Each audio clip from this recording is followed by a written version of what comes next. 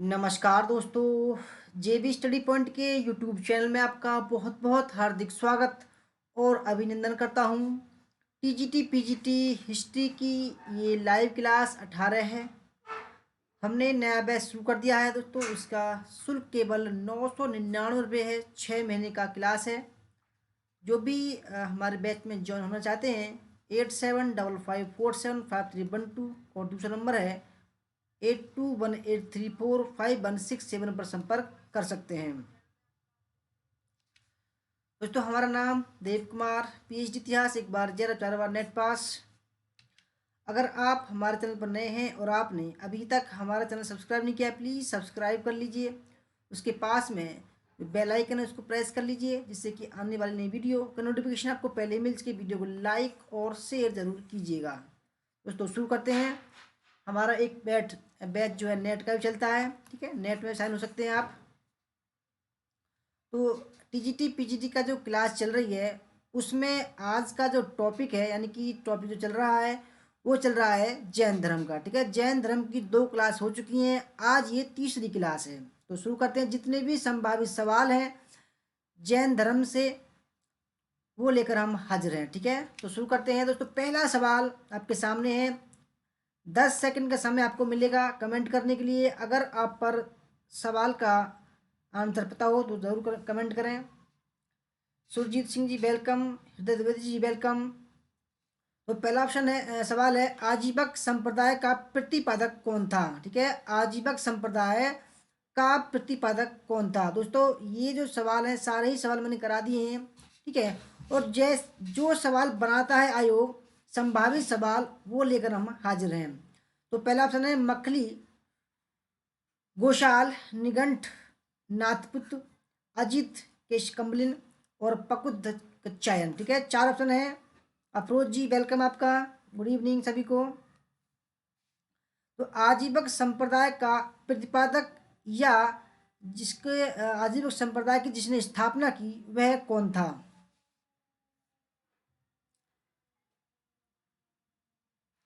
तो आजीवक संप्रदाय दोस्तों जैनियों का संप्रदाय है जो 6ठी शताब्दी ईसा पूर्व के आसपास जो है इसका उदय हुआ था, ठीक है। तो सही आंसर है इसका option number first, Makkhali Gosal, ठीक है। निर्भय सिंह वेलकम आपका, विष्णु जी वेलकम। आजीवक संप्रदाय का प्रतिपादक मखली गोशाल था। इस संप्रदाय का उल्लेख अशोक के अभिलेख में भी है और मध्यकाल के प्रारंभ तक यह संप्रदाय कहीं कहीं प्रचलन में था। घोषाल की शिक्षा का मूलाधार अक्रियावाद या नियतिवाद था। इसके अनुसार प्राणी नियति के अधीन है, उसमें न बल है न पराक्रम, भाग्य के अधीन सब सुख दुख भोगता रहता है। यानी कि दोस्तों नियति बाल, इसने कहा कि सब कुछ नियतिवाद है, यानी कि पहले से ही लिखा हुआ है, भाग्य के रूप में लिखा हुआ है। आदमी कुछ नहीं है, केवल जो भाग्य में लिखा हुआ है वो केवल उसके साथ में होता रहता है, ठीक है। ये आजीविक संप्रदाय का उद्देश्य था। दूसरा सवाल, निम्नलिखित में से किस जैन तीर्थकर को कला में सर्पण से युक्त प्रस्तुत किया गया है, ठीक है। दोस्तों ऐसे ही सवाल आयोग देता है, ठीक है। जो संभावित सवाल हैं टीजीटी पीजीटी के वो आपके सामने हैं। तो पहला आदिनाथ, नेमिनाथ, पार्श्वनाथ या महावीर, ठीक है। किस जैन तीर्थकर को कला में सर्पण यानी कि उनका जो चिन्ह है, ठीक है, उसको जो पहचानते हैं वो किस चिन्ह से पहचानते हैं, ठीक है। 4 ऑप्शन है, चारों ही ये तीर्थकर हैं। Meena Kumari ji good evening, welcome आपका।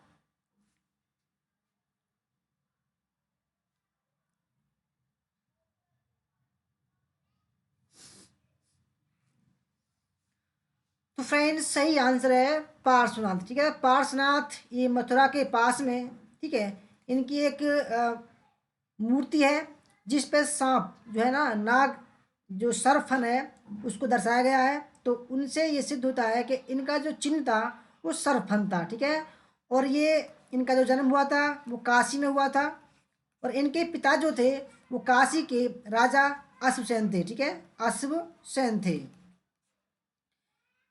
इनको सम्मेद पर्वत पर ज्ञान प्राप्त हुआ, ठीक है। ऐसे सवाल जो है ये पूछे जाते हैं।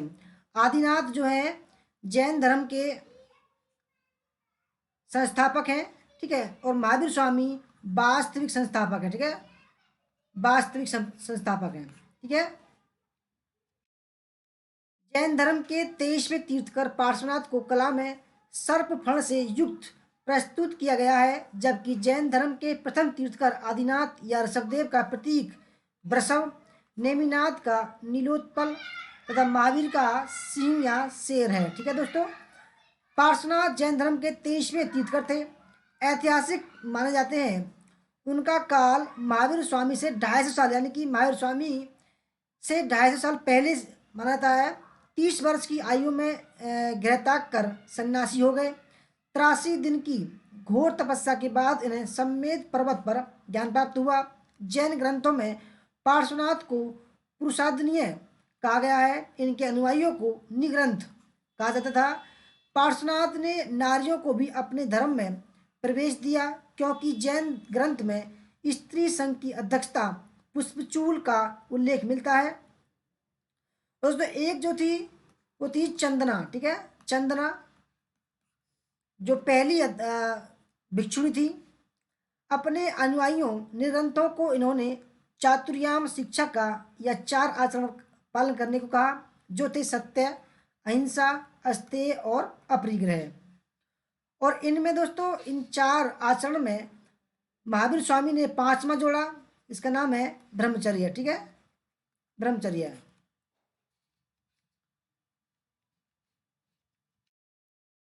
तीसरा सवाल, प्राचीनतम तीर्थकर कहाँ से मूर्तियां कहाँ से मिली हैं। दोस्तों बहुत ही बढ़िया सवाल है, मोस्ट इम्पोर्टेंट। प्राचीनतम तीर्थकर कहाँ से मूर्तियां कहाँ से मिली हैं। राजगृह, नालंदा, चौसा या मथुरा। नीतू जी good evening, welcome. Rekha ji good evening, welcome. Rekha ji आपका वो प्राचीनतम तीर्थकर कहाँ से मूर्तियां कहाँ से मिली हैं।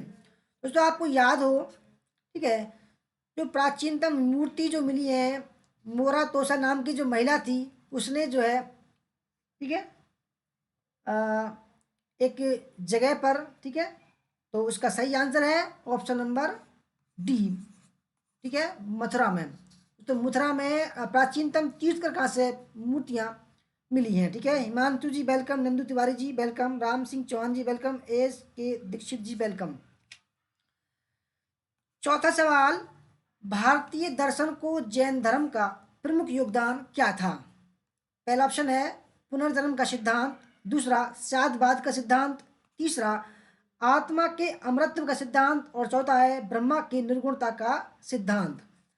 दोस्तों मैंने आपको बताया था कि जो महावीर स्वामी थे उन्होंने एक सिद्धांत प्रस्तुत किया था, यानी कि आत्मा, यानी कि भगवान को मानने वाले, और नास्तिक, ठीक है, नास्तिक के बीच का जो एक उन्होंने धर्म चलाया था, ठीक है, सिद्धांत चलाया था, तो जिसका नाम है ऑप्शन नंबर, उसका नाम है दोस्तों अनेकांतवाद, ठीक है, अनेकांतवाद नाम है उसका, और उसको बोलते हैं वो स्वादवाद, ठीक है, क्या बोलते हैं, स्वादवाद, ऑप्शन नंबर बी। यानी कि महावीर स्वामी ने एक सिद्धांत चलाया और भारतीय दर्शन में उसका बहुत महत्वपूर्ण योगदान है, जिसका नाम है साधवाद का सिद्धांत, यानी कि आत्मा और नास्तिकों के बीच का एक उन्होंने सिद्धांत चलाया जिसका नाम है साधवाद या अनेकांतवाद। साधवाद, जिसे सप्तभंगिनीय भी कहा जाता है, ज्ञान की सापेक्षता का सिद्धांत है। इसमें सांसारिक वस्तुओं के विषय में हमारे सभी निर्णय न तो पूर्ण स्वीकार किए जाते हैं और न ही पूर्ण अस्वीकार ही, ये संख्या में 7 होते हैं। साधवाद का सिद्धांत विभिन्न मतों एवं संप्रदायों के बीच भेदभाव मिटाकर समन्वयवादी दृष्टिकोण अपनाने की दिशा में एक महत्वपूर्ण प्रयास माना जा सकता है।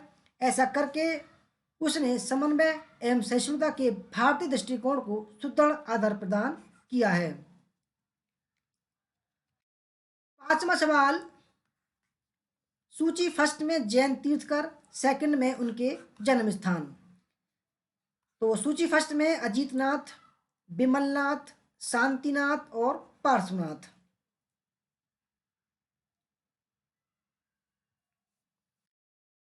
सूची सेकंड में जन्म स्थान काशी, हस्तिनापुर, कांपिल्य और अयोध्या। दोस्तों 10 सेकंड का समय है आपको कमेंट करने के लिए, ठीक है। 10 सेकंड काफ़ी है कमेंट करने के लिए, ऐसा नहीं है कि भाई हम 1-2 मिनट दे दें आपको, क्योंकि हमें अपना कोर्स भी कवर करना है।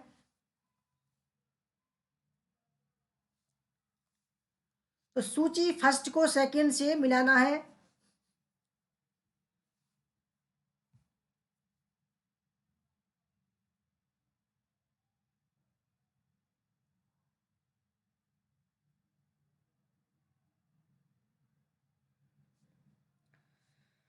तो फ्रेंड्स आइए देखते हैं। सबसे पहले जो है अजीतनाथ, ठीक है। अजीतनाथ जो कहाँ के थे, उनका जन्म स्थान कहाँ था दोस्तों? उनका जन्म स्थान था अयोध्या, ठीक है, अयोध्या। कहाँ थे? अयोध्या। विमलनाथ कांपिल्य, ठीक है। शांतिनाथ हस्तिनापुर, और पार्श्वनाथ कहाँ के थे? काशी के, ठीक है। काशी के अश्वसेन के जो राजा थे, अश्वसेन उनके पुत्र थे, ठीक है, 23वें थे ये। शांतिनाथ को श्वेतांबर संप्रदाय में दोस्तों स्त्री बोला गया है, ठीक है, नोट डाउन करना, स्त्री बोला गया है शांतिनाथ को। इनका जो चिन्ह था वो था जल कलश, ठीक है, नोट डाउन करना, जल कलश है इनका, जल कलश। और इनको श्वेतांबर यानी कि जो जैनी बाबा सफेद वस्त्र धारण करते हैं उनको बोलते हैं श्वेतांबर संप्रदाय की मुनि है वो। और श्वेतांबर संप्रदाय में शांतिनाथ को स्त्री बोला गया है, ठीक है। ऑप्शन नंबर डी इसका राइट आंसर है। पार्श्वनाथ काशी, विमलनाथ कांपिल्य, शांतिनाथ हस्तिनापुर और अजितनाथ अयोध्या। छठा सवाल आपके सामने है। आरंभिक या प्रारंभिक बौद्ध साहित्य में जैन तीर्थकर महावीर का उल्लेख किस रूप में हुआ है? बहुत ही बढ़िया सवाल है दोस्तों। आयोग ऐसे सवाल काफी बार देता है, ठीक है। तो निघंट नाटपुत्र, वर्धमान, वैशाल्य या विदेहपुत्र।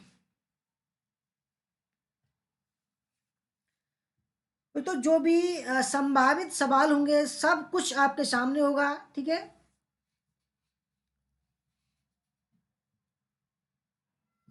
तो आरंभिक या प्रारंभिक बौद्ध साहित्य में जैन तीर्थकर महावीर का उल्लेख किस रूप में हुआ है? तो फ्रेंड्स सही आंसर है निघंट नाथ पुत्र में, ठीक है दोस्तों, नोट डाउन करना, क्योंकि देखो इसमें बौद्ध साहित्य भी आ रहा है और जैन तीर्थकर दोनों आ रहे हैं, तो थोड़ा कंफ्यूजन होने की बात है। परंतु दोस्तों मैंने ये सवाल कई बार करवा चुका हूँ, ठीक है, तो इसलिए ये सवाल बहुत ही इंपॉर्टेंट है। बौद्ध साहित्य से ज्ञात होता है कि महात्मा बुद्ध के उदय से पूर्व समाज में 6 बौद्धोत्तर आचार्य सर्वाधिक महत्वपूर्ण थे, जैसे कि निघंट नाथपुत्र, पूरन कश्यप, मखली गोशाल, अजीत केश कम्बलिन, पकू दक्कचायन या संजय बेलपुत्र, ठीक है दोस्तों, नोट डाउन कर चलना। उपरोक्त में से निघंट नाथपुत्र जैन आंदोलन के वास्तविक प्रवर्तक महावीर का ही नाम है, ठीक है। सातवां सवाल, श्वेतांबर यानी कि जो जैनी मुनि जैनी बाबा सफेद वस्त्र धारण करते हैं, श्वेतांबर, श्वेतांबर परंपरा में निम्नलिखित में से किसे स्त्री तीर्थकर माना गया है?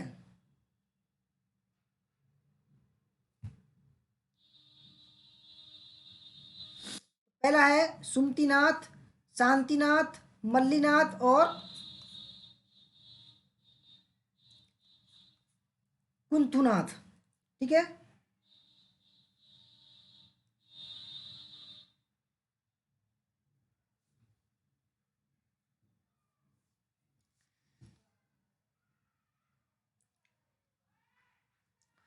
दोस्तों शायद मैंने पिछले सवाल में जो शांतिनाथ था वो थोड़ा मैंने कन्फ्यूजन के तहत जो है गलत आपको पढ़ा दिया है। तो शांतिनाथ जो है, ठीक है, इसका जो ऑप्शन शांतिनाथ नहीं आएगा, ठीक है, मैंने जो है थोड़ा उसमें थोड़ा मिसमैच हो गया, ठीक है। तो जो स्त्री है वो है मल्लीनाथ, ठीक है दोस्तों, मल्लीनाथ, नोट डाउन करना, करेक्शन कर लेना, मल्लीनाथ, ठीक है। मल्लीनाथ जो है श्वेतांबर परंपरा में इनको स्त्री बोला गया है, ठीक है, स्त्री तीर्थकर बोला गया है, ठीक है, स्त्री तीर्थकर, ऑप्शन नंबर सी।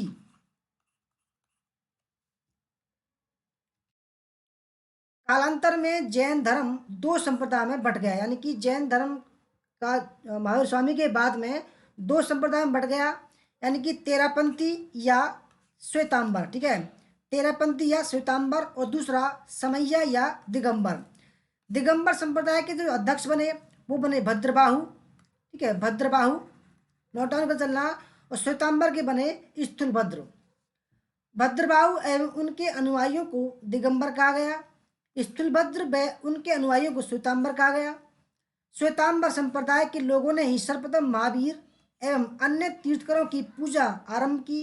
ये सफेद वस्त्र धारण करते थे। दोस्तों, कभी कभी एक सवाल ऐसा बनता है कि सबसे पहले महावीर एवं अन्य तीर्थकरों की जो पूजा है वो किस संप्रदाय ने स्टार्ट की थी। देखो, एक सवाल ये बन गया आपका।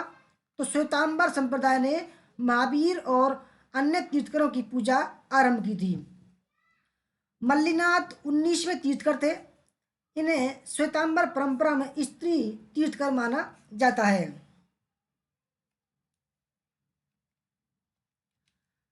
आठवां सवाल, महावीर की मृत्यु के उपरांत निम्नलिखित में से किसके जैन संघ के प्रमुख बनने का वर्णन है। यानी कि जब महावीर स्वामी की मृत्यु हुई उसके बाद जो जैन संघ का प्रमुख बना वो कौन बना। ठीक है, तो पहला ऑप्शन है जम्बू, भद्रबाहु, स्थूलभद्र या सुधर्मा।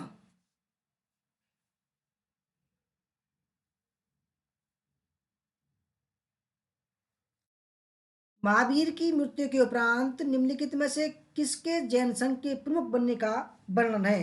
10 सेकंड का समय है कमेंट करने के लिए, कमेंट कर सकते हैं आप।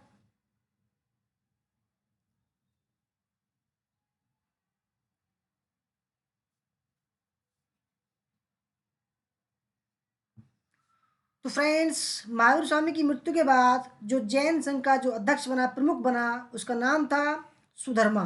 ये भी एग्जाम में कई बार आ चुका है, सुधर्मा। ठीक है, सुधर्मा। महावीर ने अपने जीवन काल में एक संघ की स्थापना की जिसमें 11 प्रमुख अनुयायी सम्मिलित थे। ये 11 गणधर कहे गए। ठीक है, इन्हें अलग अलग समूह का अध्यक्ष बनाया गया। महावीर की मृत्यु के बाद केवल एक गणधर सुधर्मन जीवित बचा जो जैन संघ का उनके बाद प्रथम अध्यक्ष बना। महावीर के 20 वर्षों के बाद सुधर्मन की मृत्यु हुई तथा उसके बाद जम्मू 44 वर्षों तक संघ के अध्यक्ष बना रहा। यानी कि सुधर्मन के बाद जम्मू का नंबर आता है जो 44 वर्षों तक संघ का अध्यक्ष बना रहा था। ठीक है, 9वां सवाल आपके सामने। पार्श्वनाथ जो 23 में थे, ठीक है, सरफन इनका चिन्ह था। पार्श्वनाथ की शिक्षाएं संग्रहित रूप से जानी जाती हैं त्रिरत्न नाम से, पंच महाव्रत नाम से, पंचशील नाम से या चातुर्याम नाम से। तो कुछ सवाल पहले ही मैंने आपको बताया है सवाल। ठीक है, ऐसे ही सवाल आयोग देता है। ठीक है, इतने बड़े बड़े सवाल नहीं देता है आयोग। तो टीजीटी पीजीटी का आयोग है दोस्तों, 1 लाइनर में सवाल देता है। ठीक है, तो पार्श्वनाथ की शिक्षाएं संग्रहित रूप से जानी जाती हैं।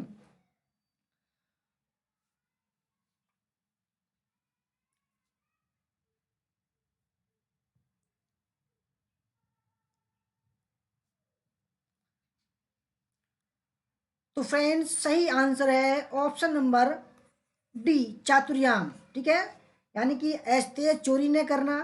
ठीक है, तो जो चातुर्याम था उनमें पांचवा जो जोड़ा गया ब्रह्मचर्य, ठीक है, वो जोड़ा गया था महावीर स्वामी के द्वारा। ठीक है, महावीर स्वामी के द्वारा जोड़ा गया था। ठीक है, तो जो पार्श्वनाथ की जो शिक्षाएं थी तो वो थी चातुर्याम नाम से। ठीक है, नोट डाउन करना। महावीर का अपने पूर्वगामी तीर्थकर यानी कि महावीर स्वामी से 250 साल पहले पार्श्वनाथ थे से दो बातों में मतभेद था। पार्श्वनाथ ने भिक्षुओं के लिए केवल 4 व्रतों का विधान किया था, यानी कि अहिंसा, सत्य, अस्तेय चोरी न करना और अपरिग्रह धन संचय का त्याग। यानी कि कोई भी जो धर्म का जो अनुयायी है वो धन का यानी कि कोई भी माया का संग्रह नहीं करेगा। परंतु महावीर ने इसमें एक 5वां व्रत ब्रह्मचर्य भी जोड़ दिया। उसका पालन करना अनिवार्य बताया गया। दूसरा मतभेद यह था कि पार्श्वनाथ ने भिक्षुओं को वस्त्र धारण करने की अनुमति प्रदान की, परंतु महावीर ने उन्हें नग्न रहने का उपदेश दिया। पार्श्वनाथ की शिक्षाओं को चातुर्याम कहा गया है। दोस्तों बहुत ही बढ़िया व्याख्या है ये, ठीक है।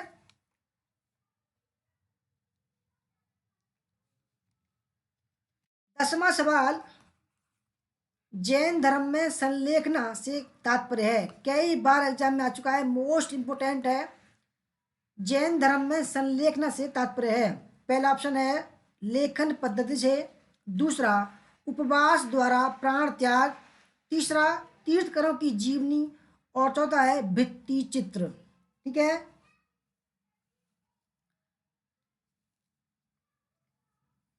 तो ये जो सवाल चल रहे हैं ये संभावित सवाल हैं, ठीक है, जैन धर्म के, क्योंकि हमारा जो टॉपिक चल रहा है वो जैन धर्म है।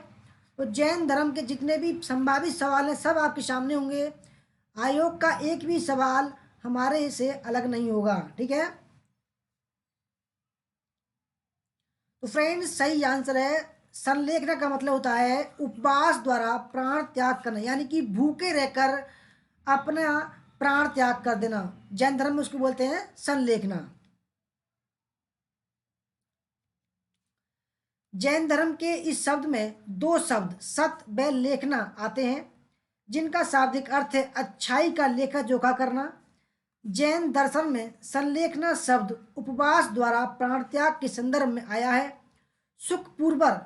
सुखपूर्वक शोक रहित होकर मृत्यु का वर्ण ही संलेखना है।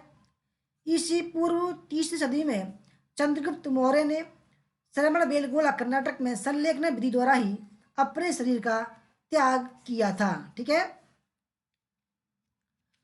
11वां सवाल, सत्य के अनेकांत का सिद्धांत किसका विशिष्ट लक्षण है, ठीक है। सत्य के अनेकांत का सिद्धांत किसका विशिष्ट लक्षण है? आजीवक, बौद्ध धर्म, जैन धर्म या लोकायत?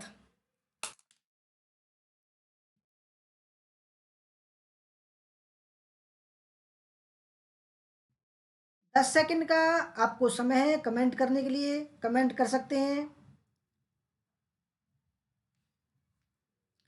सत्य के अनेकांत का सिद्धांत किसका विशिष्ट लक्षण है? तो फ्रेंड सही आंसर है ऑप्शन नंबर सी, जैन धर्म का, ठीक है। जैन धर्म में महावीर स्वामी ने अनेकांतवाद या साधवाद का सिद्धांत दिया था, जो जैन धर्म का विशिष्ट लक्षण है, ठीक है। 12वां सवाल, प्रारंभिक बौद्ध साहित्य में वर्धमान का उल्लेख किस नाम से हुआ है? ठीक है, महावीर, जिन, निघंट, नाटपुत्र या उपरोक्त में से कोई नहीं। तो यही सवाल पहले भी आ चुका है, ठीक है, जिसमें महावीर का नाम, ठीक है दोस्तों। देखो संभावित सवाल मैं इसलिए बोल रहा हूँ क्योंकि शब्द शब्द में अंतर आ जाता है। जो पहले जो सवाल था उसमें था महावीर, ठीक है, और इसमें क्या है, वर्धमान, ठीक है, दोनों एक ही सवाल है। तो प्रारंभिक बौद्ध साहित्य में वर्धमान का उल्लेख किस नाम से हुआ है? तो फ्रेंड्स सही आंसर है निघंट नाथपुत्र का, ठीक है। निघंट नाथपुत्र महावीर का ही दूसरा नाम है। बौद्ध साहित्य से ज्ञात होता है कि महात्मा बुद्ध के उदय के पूर्व समाज में 6 बौद्धोत्तर आचार्य सर्वाधिक महत्वपूर्ण हैं, जिनमें निघंट नाथपुत्र जैन आंदोलन के प्रवर्तक महावीर का ही नाम है। 13वां सवाल, वर्धमान महावीर निम्नलिखित में से किसके संबंधी थे, यानी कि किससे अधिक संबंधित थे? उदयन, प्रसेनजीत, चंड प्रदोत या बिंबिसार?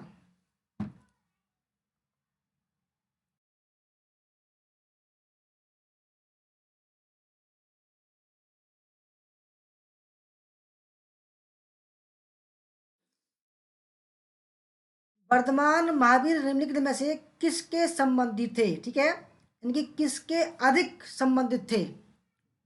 संबंधी मतलब ये मत सोच लेना कि भाई यानी कि संबंधी संबंधी होते हैं, ठीक है। नीतू सिंह जी बोल रही हैं पीडीएफ, चिंता ना करो नीतू जी, पीडीएफ आपको जब टॉपिक आएगा तब मिलेगा, ठीक है। जब, क्योंकि आप नेट की तैयारी कर रही हैं तो जब नेट की का टॉपिक आएगा तो सब पीडीएफ आपको मिलेंगे, बिल्कुल भी चिंता ना करो। सिंपी सिंह जी वेलकम आपका, सूर्यदेव जी वेलकम। दोस्तों सही आंसर है बिम्बिसार का, ठीक है, क्योंकि उदयन और प्रसेनजीत ये गौतम बुद्ध के समकालीन थे, ठीक है। और जो बिम्बिसार है उसका जो समकालीन था वो महावीर स्वामी थे, ठीक है। ऑप्शन नंबर डी इसका राइट आंसर है। महावीर की माता त्रिशला अथवा विदेह दत्ता, दोस्तों कभी कभी सवाल आयोग ये पूछता है कि विदेह दत्ता कौन थी, ठीक है। तो विदेह दत्ता महावीर स्वामी की माता का नाम था त्रिशला या विदेह दत्ता, ठीक है। वैशाली के लिच्छवी कुल के प्रमुख चेटक की बहन थी। इस प्रकार वे मातृपक्ष से मगध के हर एक राजाओं बिंबिसार तथा अजातशत्रु के निकट संबंधी थे, ठीक है। तो जो भी संभावित सवाल है सब आपके सामने हाजिर होंगे, ठीक है। 14वां सवाल, प्रारंभिक जैन धर्म का इतिहास किस ग्रंथ में मिलता है, ठीक है। प्रारंभिक जैन धर्म का इतिहास किस धर्म में मिलता है? भगवती सूत्र में, कल्प सूत्र में, परिशिष्ट पर्वन में या उपयुक्त सभी में?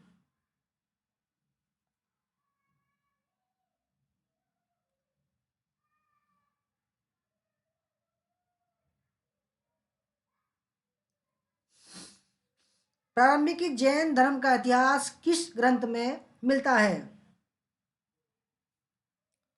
तो फ्रेंड्स सही आंसर है ऑप्शन नंबर बी, कल्प सूत्र में, ठीक है। कल्प सूत्र में प्रारंभिक जैन धर्म का इतिहास मिलता है। तो जो प्रारंभिक जैन ग्रंथ के जो ग्रंथ थे वो अर्धमागधी भाषा में लिखे गए थे, ठीक है। किस भाषा में? अर्धमागधी, जो प्राकृत भाषा की पूर्ववर्ती भाषा है, ठीक है। नोट डाउन कर चलना। प्रारंभिक जैन धर्म का इतिहास कल्पसूत्र में मिलता है। 3 भाग में संग्रहित कल्पसूत्र के पहले भाग में महावीर के पूर्व 23 तीर्थंकरों के जीवन का वर्णन है। द्वितीय भाग में जैन धर्म के नियम सिद्धांत तथा तृतीय भाग में जैन गाथाओं का वर्णन है। 15वां सवाल, जैन धार्मिक ग्रंथ अंगों का संकलन सर्वप्रथम किस संगीति के अंतर्गत किया गया? तो जैन धार्मिक ग्रंथों के अंगों का संकलन, ठीक है, सबसे पहले किस संगीति के अंतर्गत किया गया? तो पहला ऑप्शन है वल्लभी, पाटलिपुत्र, वैशाली या मथुरा।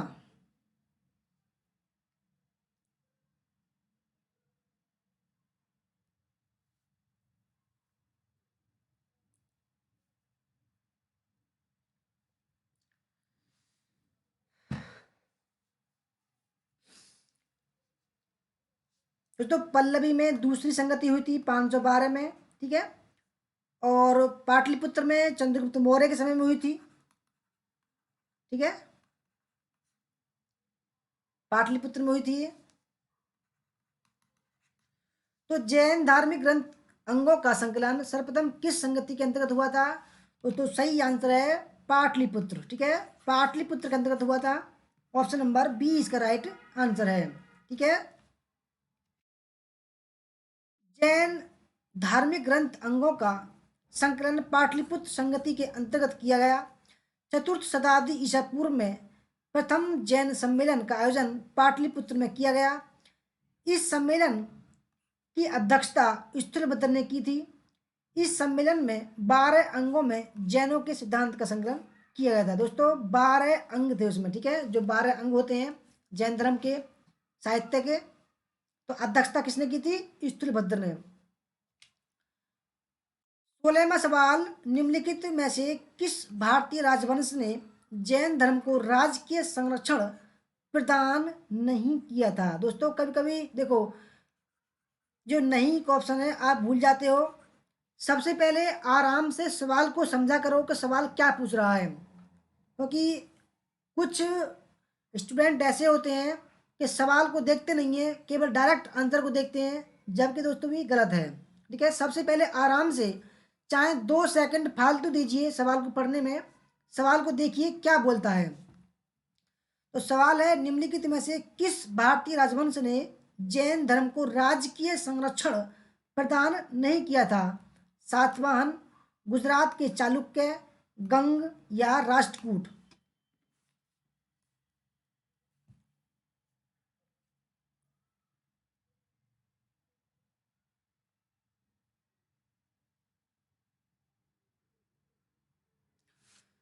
तो फ्रेंड्स सही आंसर है 16 का ऑप्शन नंबर फर्स्ट। ठीक है, 16 का फर्स्ट सातवाहन, क्योंकि सातवाहन जो शासक थे वो ब्राह्मण बतानुयायी थे। ठीक है,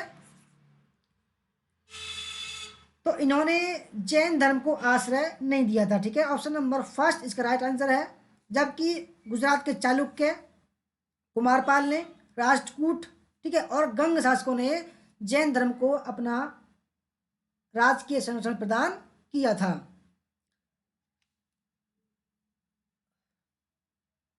उपरोक्त विकल्पों में सातवाहनों ने जैन धर्म को राजकीय संरक्षण प्रदान नहीं किया। सातवाहन शासक वैदिक धर्मानुयायी एवं ब्राह्मण धर्म के पोषक थे। 17वां सवाल, जैन परंपरा के अनुसार 22वें तीर्थकर नेमिनाथ किससे संबंधित थे? परशुराम, कृष्ण, बिंबिसार या उदयन?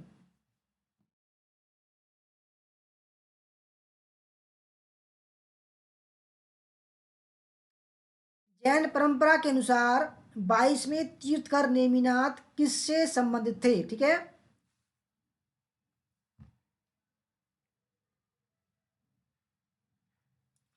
दोस्तों अभी ये 2-3 सवाल पहले जब महावीर स्वामी के बारे में बात की थी, ठीक है, तो बिंबिसार उनके समकालीन थे। ठीक है, तो बिंबिसार गलत हो जाएगा पहली बात तो। और जबकि जो उदयन है ये गौतम बुद्ध के समकालीन है, तो ये भी ऑप्शन गलत हो जाएगा, क्योंकि देखो जो पार्श्वनाथ थे वो महावीर स्वामी के 2.5 साल पहले थे। ठीक है, और नेमिनाथ उनसे पहले थे, तो यानी कि बौद्ध धर्म और महावीर स्वामी के वाले जो ऑप्शन है वो गलत हो जाएंगे। तीसरा और चौथा गलत हो जाएगा। अब बचे दो, परशुराम और कृष्ण। तो फ्रेंड्स सही आंसर है इसका ऑप्शन नंबर सेकंड। ठीक है, 70 का बी। तो 22वें तीर्थकर नेमिनाथ जो थे वो कृष्ण के संबंधित थे। ठीक है, ऑप्शन नंबर बी। 18वां सवाल, निम्न में से कौन जैन धर्म का संरक्षक था? ठीक है, तो बिंबिसार, कालाशोक, खारबेल या गौतमीपुत्र सतकर्णी?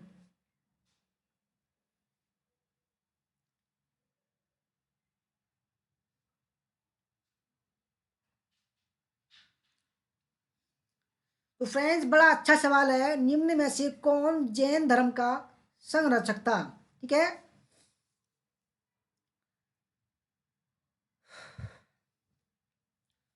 तो फ्रेंड्स देखो बिंबिसार पहले सवाल में भी गलत हुआ, तो इसमें भी ये गलत हो जाएगा, क्योंकि बिंबिसार तो बिंबिसार जो था जैन धर्म का संरक्षक नहीं था। ठीक है, कालाशोक ये बौद्ध धर्म का संरक्षक था, क्योंकि इसके काल में दूसरी बौद्ध संगति हुई थी 383 ईसा पूर्व में। ठीक है,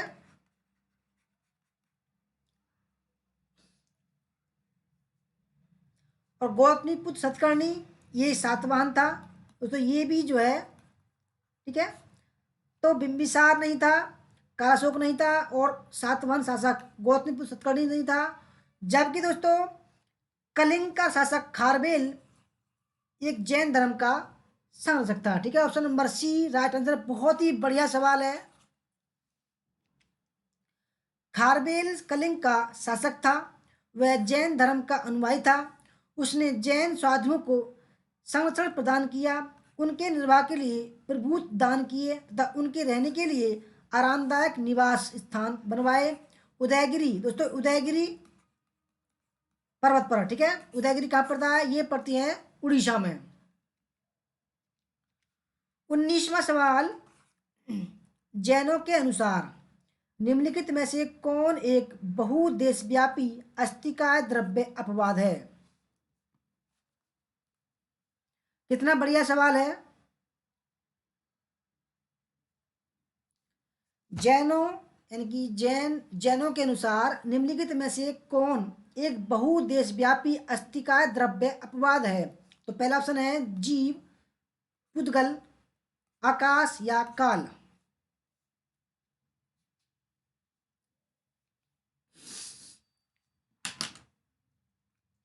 तो सारे ही सवाल ये टीजीटी पीजीटी के संभावित सवाल हैं।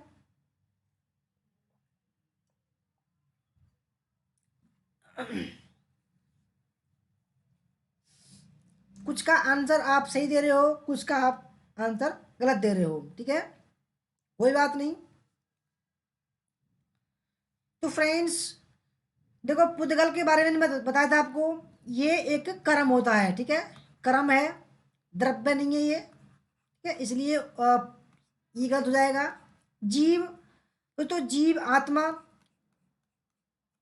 जीव आत्मा दोस्तों, जीव आत्मा पर विश्वास करता ही नहीं है ये, तो पहला भी गलत हो जाएगा। आकाश एक अलग चीज है, ठीक है, तो आकाश भी ये गलत हो जाएगा। जबकि काल जो है, काल इसका सही आंसर है, यानी कि पुनर्जन्म में विश्वास करता है, ठीक है, तो ऑप्शन नंबर डी इसका राइट आंसर है। 20वां सवाल, निम्नलिखित में से कौन 6ठी शताब्दी ईस्वी पूर्व में आजीवक धर्म संप्रदाय का गुरु गुरु था? ठीक है, महावीर, मखली गोसाल, पूर्ण कश्यप या अजीत केस कम्बलिन? निम्नलिखित में से कौन 6ठी शताब्दी ईस्वी पूर्व में आजीवक धर्म संप्रदाय का गुरु था?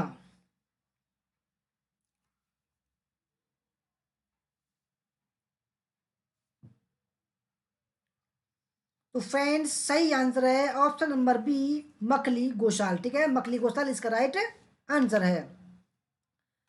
21वां सवाल, जैन धर्म में क्रम परमाणुओं के पूर्ण विनाश को सूचित करने वाली अवस्था को कहा जाता है? ठीक है, जैन धर्म में क्रम परमाणुओं के पूर्ण विनाश को सूचित करने वाली अवस्था को कहा जाता है? अजीब, आस्त्रव, जीव, निर्जरा?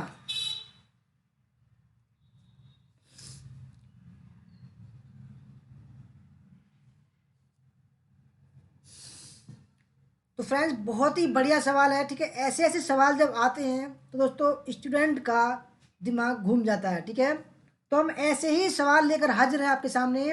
तो जैन धर्म में क्रम परमाणु के पूर्ण विनाश को सूचित करने वाली अवस्था को कहते हैं निर्जरा, ठीक है दोस्तों, निर्जरा बोलते हैं इसको।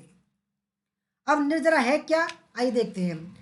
जैन धर्म में आस्त्रव का अभिप्राय क्रम परमाणुओं का आत्मा में प्रवेश है, ठीक है, नोट डाउन करना, जो आश्रव है तो उसका जो अभिप्राय है कर्म परमाणुओं का आत्मा में प्रवेश है, जैसे पुद्गल, ठीक है, पुद्गल दोस्तों कर्म है। समर, समर का अभिप्राय ऐसी अवस्था से है जिसमें त्रिरत्नों का अनुसरण करने से, त्रिरत्न कौन है, सम्यक दर्शन, सम्यक ज्ञान, सम्यक चरित्र, ठीक है, का अनुसरण करने से कर्मों का जीव की ओर प्रवाह रुक जाता है। तथा निर्जरा क्या है दोस्तों, निर्जरा, निर्जरा की अवस्था में पहले से व्याप्त, ठीक है दोस्तों, समझना आराम से, निर्जरा की अवस्था में पहले से व्याप्त कर्म परमाणुओं का पूर्ण विनाश हो जाता है। 22वां सवाल है, 10 सवाल और हैं, यानी कि 8 सवाल और हैं, चिंता ना करो हृदय जी। सर्प फण निम्नलिखित में से किसका लक्षण है? ठीक है, तो पहला ऑप्शन है ऋषभनाथ, शांतिनाथ, पार्श्वनाथ, महावीर। सर्पफण निम्नलिखित में से किसका लक्षण है? सर्पफण की जो मूर्ति है ये मथुरा के पास में है, ठीक है,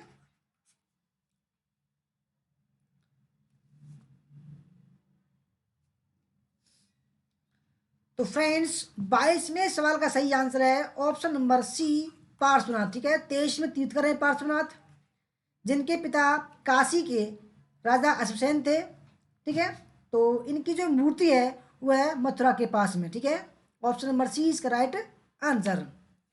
कंकाली टीला मथुरा से आयकपट्ट में जैन तीर्थकरों के चित्र प्राप्त हुए हैं। इनमें पार्श्वनाथ को सांपों के साथ पहचाना जा सकता है। इसके अतिरिक्त ऋषभदेव का सांड, शांतिनाथ का हिरण तथा महावीर का सिंह प्रतीक चिन्ह है, ठीक है, यानी कि शेर, महावीर स्वामी कौन सा है, शेर, शांतिनाथ का हिरण। और तो मल्लीनाथ का क्या है? मल्लीनाथ, मल्लीनाथ का है जल कलश। ठीक है, जल कलश जिनको श्वेतांबर संप्रदाय में स्त्री बोला गया है, जल कलश। ठीक है। 23, अनेकांतवाद किसका विशेष लक्षण है? अनेकांतवाद हीनयान, जैन धर्म, सांख्य या वैशेषिक? तो अनेकांतवाद किसका विशेष लक्षण है दोस्तों? अनेकांतवाद या स्यादवाद, नोट डाउन करना इस बात को। ठीक है, तो अनेकांतवाद या स्यादवाद जो है वो है दोस्तों ऑप्शन नंबर बी, जैन धर्म का। ठीक है, अनेकांतवाद जिसे स्यादवाद भी कहा जाता है, जैन धर्म का विशेष लक्षण है। अनेकांतवाद को सामान्यवादी दृष्टिकोण अपनाने की दिशा में एक महत्वपूर्ण प्रयास माना जा सकता है। 24वां सवाल बढ़िया सवाल है। जैन धर्म में संवर का अभिप्राय एक ऐसी अवस्था से है। दोस्तों देखो, संवर का मतलब मैंने आपको बता दिया है पहले ही। ठीक है, अब देखते हैं आप लोगों में से कौन सही आंसर देता है। तो पहला ऑप्शन है जब कर्म जीव की ओर प्रवाहित होने लगता है। दूसरा, जब कर्म जीव को बांध लेता है। तीसरा, जब नए कर्म का प्रभाव रोक दिया जाता है। ऑप्शन नंबर 4, जब पहले से विद्यमान कर्म का क्षय कर दिया जाता है। तो संवर दोस्तों जैन धर्म में निर्जरा, संवर, पुद्गल, ठीक है, ये जो ऐसी अवस्था है, ठीक है, तो उसका अभिप्राय जो है कौन सी अवस्था से है?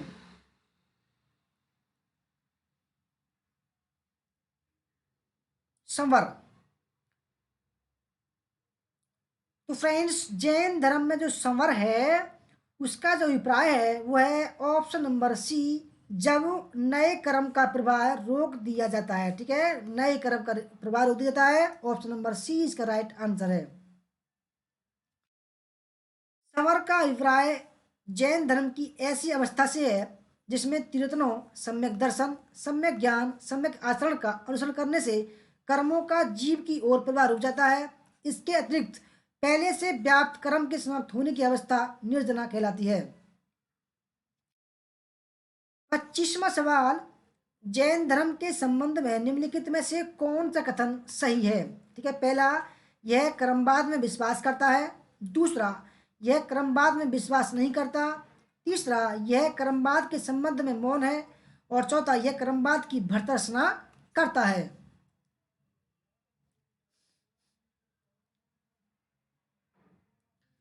जैन धर्म के संबंध में निम्नलिखित में से कौन सा कथन सही है? दोस्तों देखो, नेट के एग्जाम में पूछा गया था कि प्रथम भिक्षुणी कौन थी, और बौद्ध धर्म के बारे में पूछा गया था कि बौद्ध धर्म के बारे में कौन कौन से कथन सही हैं, जिसमें ये था कि वह वेदों को अपरोक्ष मानते हैं। ठीक है, यज्ञ के उसमें विश्वास नहीं करते। मूर्ति पूजा तो करते हैं परंतु वो करते हैं दोस्तों महायान संप्रदाय में। ठीक है, तो जैन धर्म के संबंध है दोस्तों सही जो आंसर है वो है ऑप्शन नंबर फर्स्ट, क्योंकि जैन धर्म है क्रमवाद में विश्वास करता है। ठीक है, 26वां सवाल, निम्नलिखित राजाओं में किसका जैन धर्म के प्रति बड़ा झुकाव है? दोस्तों कभी कभी देखो कैसे कैसे सवाल आते हैं, ये सवाल हमने करवा दिया पहले ही। ठीक है, बिंदुसार, खारवेल, बृहदत्त या हुबिस्क? निम्नलिखित राजाओं में किसका जैन धर्म के प्रति बड़ा झुकाव है? जो भी हमारे टीजीटी पीजीटी बैच में है दोस्तों, उनसे मैं बोल रहा हूँ कि आप वन लाइनर में जो है इसके नोट्स बनाएं। ठीक है, 100% आपको सफलता मिलेगी। तो निम्नलिखित राजाओं में किसका जैन धर्म के प्रति बड़ा झुकाव है? तो फ्रेंड्स अभी मैंने पिछले सवाल में बताया आपको, 26वें सवाल का सही आंसर क्या हो जाएगा? Option number B, Kharavela, Kalinga का राजा खारवेल। दोस्तों कलिंग कहाँ है? उड़ीसा में है, और उड़ीसा जो है दोस्तों वो हाथी के लिए प्रसिद्ध है। ठीक है, हाथियों के लिए प्रसिद्ध है। कलिंग के चेदी वंश यानी कि जो कलिंग जो खारवेल था वो चेदी वंश का था। कभी कभी आयोग वंश पूछता है, ठीक है, नोट डाउन करना। कलिंग के चेदी वंश का शासक खारवेल जैन धर्म का अनुयायी था। अपने शासनकाल के 13वें वर्ष खारवेल ने कुमारी पहाड़ी पर जैन भिक्षुओं के निवास के लिए गुहा विहारों का निर्माण करवाया। कुमारी पहाड़ी से तात्पर्य है उदयगिरी खंडगिरी पहाड़ियों से है। दोस्तों नोट डाउन करना, ठीक है। अगर पूछे आयोग कुमारी पहाड़ी तो उदयगिरी और खंडगिरी पहाड़ियों से है, ठीक है। 27वां सवाल, निम्नलिखित में से किस शब्द से जैन आगम साहित्य का निर्देश होता है? निग्रंथ, श्रुत, निरुक्ति या वाचना?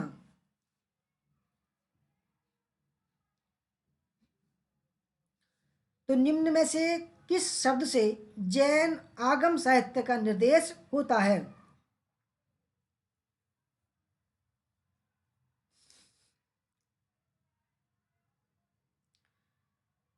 तो जैन जो साहित्य है दोस्तों उसको आगम कहा गया है, ठीक है।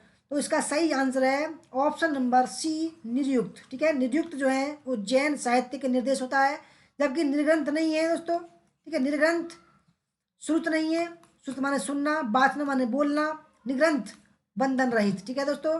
गौतम बुद्ध को और महावीर स्वामी को निर्ग्रंथ कहा गया है, ठीक है। जबकि निर्युक्त जो है वो जैन साहित्य का एक अंग है। जैन आगमों में सबसे महत्वपूर्ण 12 अंग हैं। इन 12 अंगों में प्रत्येक का एक उपांग भी है।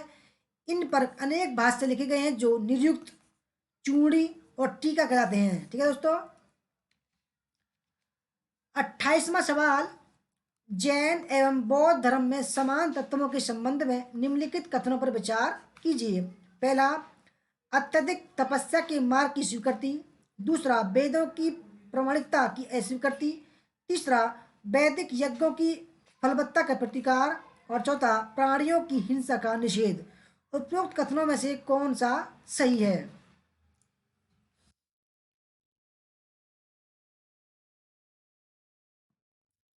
जैन एवं बौद्ध धर्म में समान, यानी कि जैन धर्म में और बौद्ध धर्म में कौन कौन सी चीज समान है, एक जैसी हैं, ठीक है।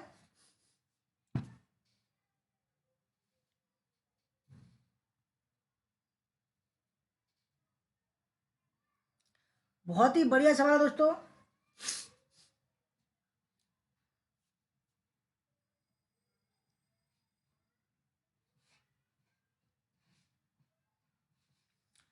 आइए देखते हैं।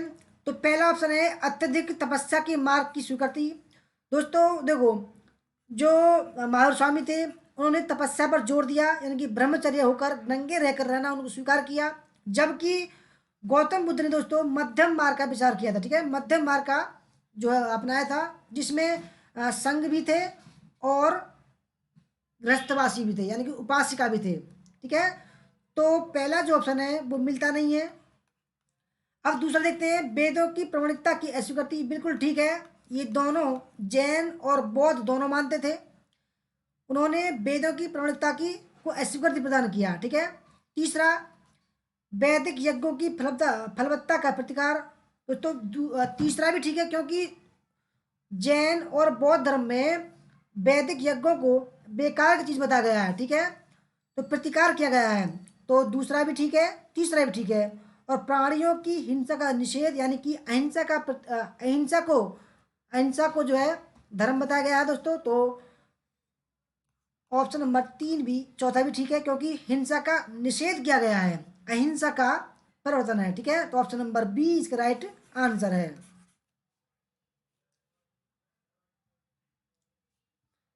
शिवम श्याम मेवारा जी, वेलकम आपका। ईसा पूर्व 6ठी शताब्दी में नास्तिक संप्रदायों का उद्भव एवं विकास हुआ, जिनमें जैन धर्म व बौद्ध धर्म प्रमुख थे। जैन धर्म अत्यधिक तपस्या की स्वीकृति देता है, जबकि बौद्ध धर्म मध्यम मार्ग अपनाने पर बल देता है। वेदों की प्रामाणिकता का दोनों प्रतिकार करते हैं। वेदों वैदिक यज्ञों की फलवत्ता का दोनों प्रतिकार करते हैं। 29वां सवाल, जैन धर्म में संवर का अभिप्राय एक ऐसी अवस्था से है। दोस्तों ये वैसे हो चुका है, फिर भी चलो देखते हैं आपको कितना पता है। जब कर्म जीव की ओर प्रवाहित होने लगता है।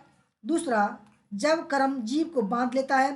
तीसरा, जब नए कर्म का प्रवाह रोक दिया जाता है। और चौथा, जब पहले से विद्यमान कर्म का क्षय कर दिया जाता है। Sarita ji good evening, welcome.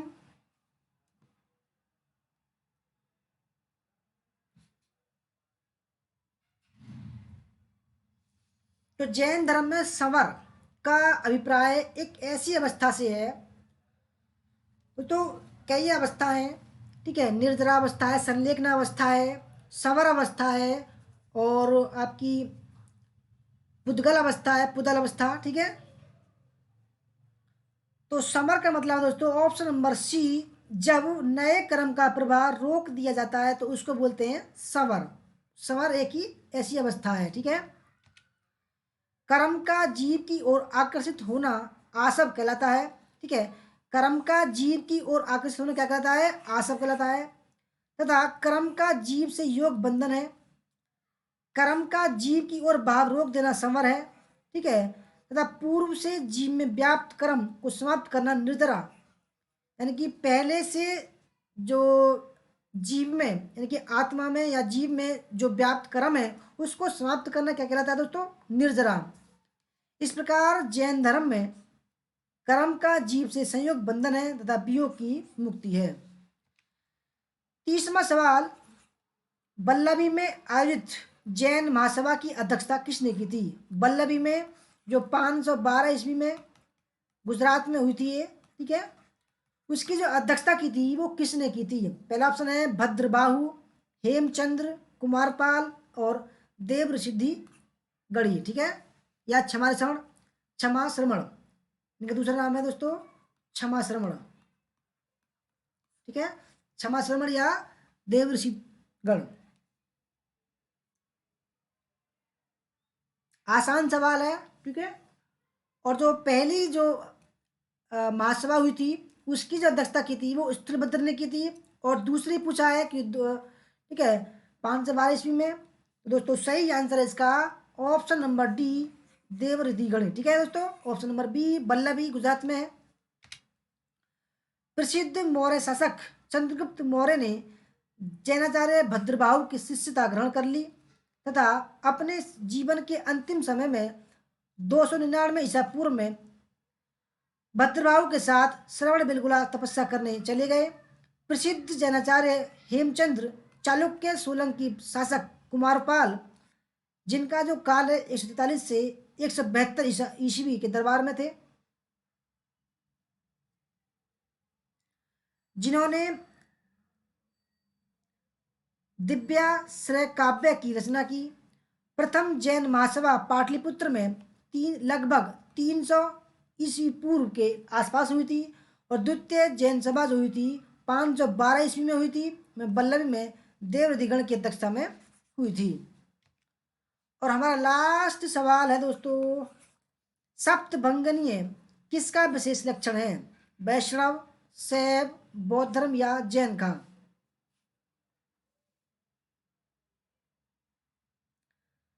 तो ये है हमारे आज की जैन धर्म की टीजीटी पीजीटी की लेवल की क्लास। आपको कैसी लगी? अच्छी लगी हो तो लाइक करना दोस्तों, अपने दोस्तों को शेयर कर सकते हो, ठीक है। और फीडबैक जरूर देना कि आपको हमारे ये संभावित सवाल कैसे लगे, ठीक है। और आपको हमारी वीडियो कैसी लगी? अच्छी लगी तो लाइक शेयर कमेंट करना। धन्यवाद दोस्तों, ठीक है। तो सप्तभंगनीय किसका विषय लक्षण है? तो सही आंसर है ऑप्शन नंबर डी, जैन धर्म का।